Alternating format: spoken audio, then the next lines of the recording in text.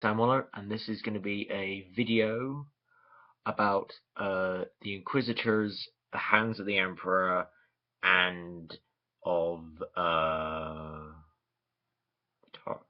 the Royal Guards of the Emperor. I'm gonna view my thoughts of what I've seen about Star Wars Rebels. I am looking forward to see Star Wars Rebels. I'm gonna see if it could be better than Star Wars: The Clone Wars. Um, I'm doing this just in case, because I saw the Phantom Menace, I was disappointed. And I do love the Inquisitor's design. I don't like the fact that he has a double-ended lightsaber, because I think it's a bit old. They need to give him something new, a new kind of weapon, like a light whip, a light axe, or a new samurai dark saber kind of thing, like Pre Vizsla had in the Clone Wars. That was cool. That was brilliant. Well done. But the problem, the thing, well, Dave Filoni and the other writers of Star Wars Rebels, the new animation TV series coming out on Disney XD, if you don't really know that, they actually took the visual appearance of Darth Maul and Darth Vader and combined it together to form the Inquisitors. The Inquisitor, or Inquisitors, Inquisitor, I don't really care. Inquisitors, you know. Um, but he has more of the kind of drawing of the dark side of Count Dooku. He reminds me of Count Dooku in the fact that, he doesn't lash out in anger. He doesn't hack people to pieces just because he can. He's cool, he's calculating, and he's very clever.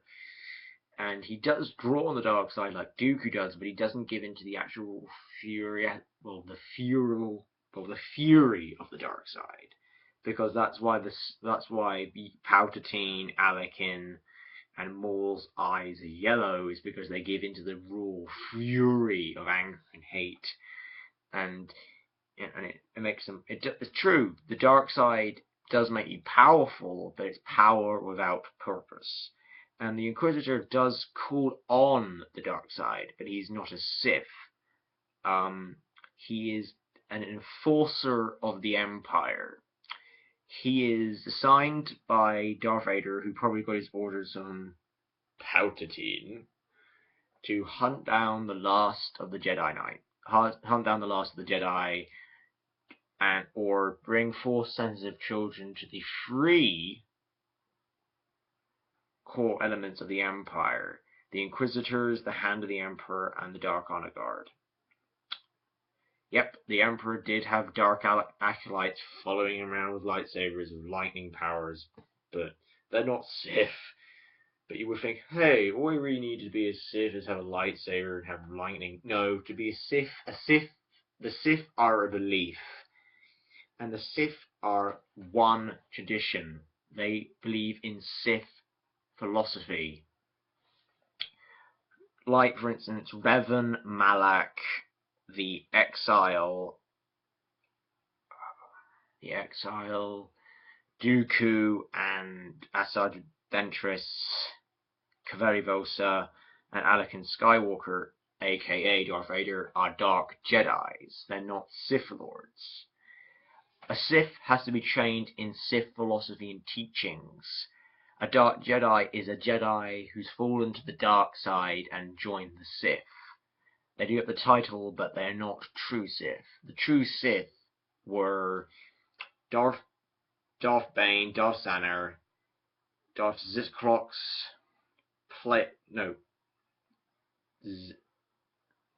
Tenebrous, Plagueis, Sidious, Maul.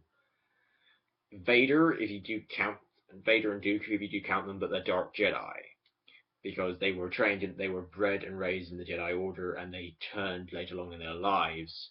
Unlike Maul, who was picked at birth to be trained as a Sith, like Palpatine in a younger age, when he was 17 or 19 years old, and Plagueis, also known as Ego Damask, the Mun, Sun Hill species of the banking clan.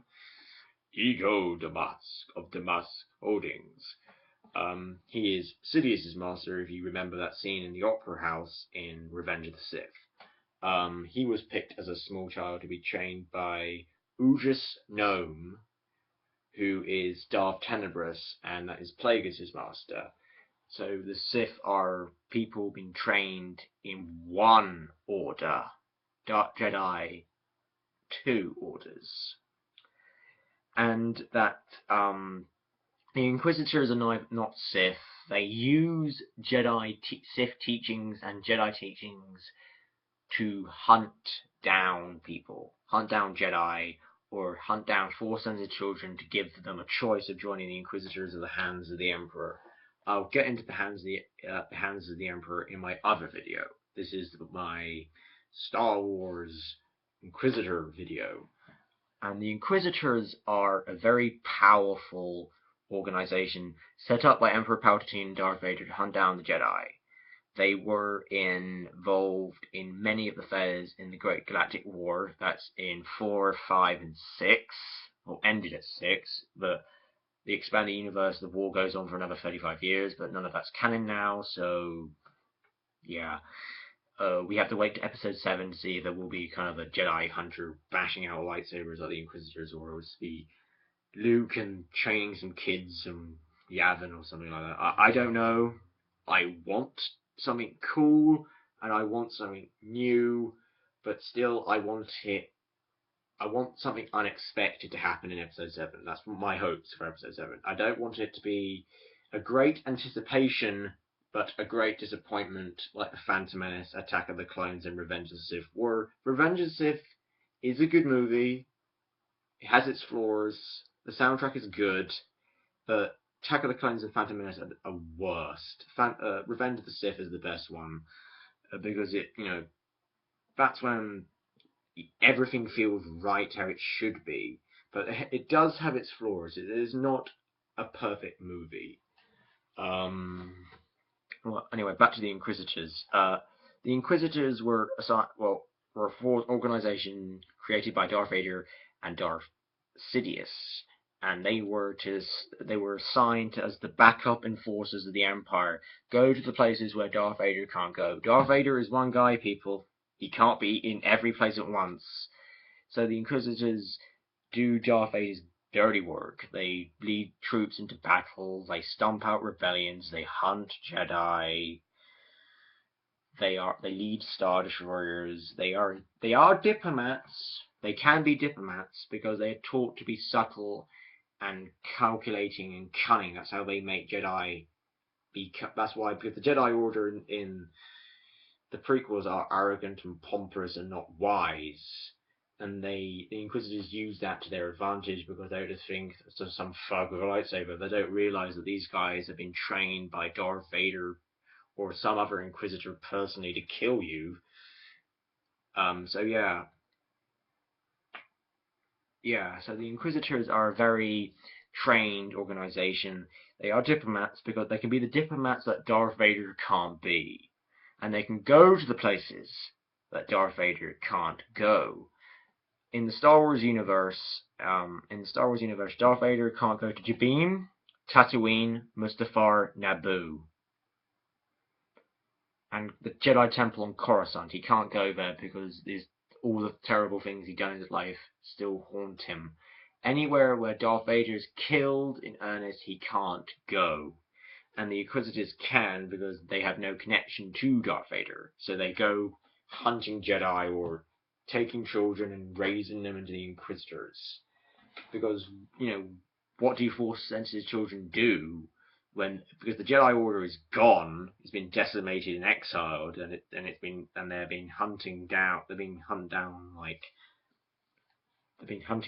flies. They're falling down like flies. So what are kids with Force-sensitive powers going to do because the Jedi are gone? So Palpatine recruits them for certain sets of skills. The Dark Acolytes or the Dark Honor Guard. I kind of mix them up. So Star Wars fans, don't have a go at me. I'm only one guy. I can't memorize everything. Even I get something wrong. The Inquisitors in the hands of the Emperor. I'll go to those a little bit more later. So the Inquisitors are technically the enforcers of the Empire. Their skill sets are probably more focused on their blade work from their force powers, because they'll be more capable to fight. They can use powerful force waves, force choke, force lightning, but it's like Darth Vader spends most of his time with his lightsaber. Same for Obi-Wan Kenobi. They are specialized with their lightsabers and their force powers because they are Jedi Guardians, and Jedi Guardians focus. Well, Jedi with blue lightsabers are Jedi Guardians, and they focus most of their time on their sword craft. For instance, Jedi like Yoda spend most of their time on the Force and their blades, and Jedi like Plo Koon or Sentinels, they spend most of their time doing both, proving on their lightsaber skills and on their force powers and other skills, what they may need to know to survive. So yeah, the Inquisitors are technically like the Jedi Guardians of the Empire, but they're evil. So they spend most of their time in their swordcraft. Not to say they don't practice their force powers, because some do. For instance, Jarek in the the Kyle Katarn comics and games, he was an Inquisitor, and the Inquisitors are, as I said, the enforcers of the Empire. They're the ones who lead some of the troops in the battle when Darth Vader's not there, and their missions go from their master. Master gives it to senior master. Master gives it to High Council member. High Council member gives it to Darth Vader. Darth Vader gives it to the Emperor. That's how it works. You know. Yeah. And these guys are the ones you would be thinking be in charge of a Star Destroyer or an ordinary vessel. Um, they are the ones who go out hunting Jedi and killing people. Those are the ones who I will be seeing in Star Wars Rebels. Hopefully we get to see some more Inquisitors.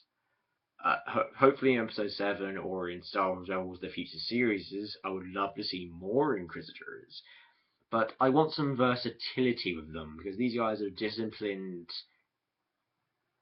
Jedi hunters and generals as well. I want some versatility. Some could be bodyguards, some could be field agents, some could be not senators, diplomats, because they are. Darth Vader is not a diplomat. Darth Vader will bloody choke you to death from negotiation, and Darth Vader hates the actual idea of the Imperial Senate or even the Republic Senate. So, yeah.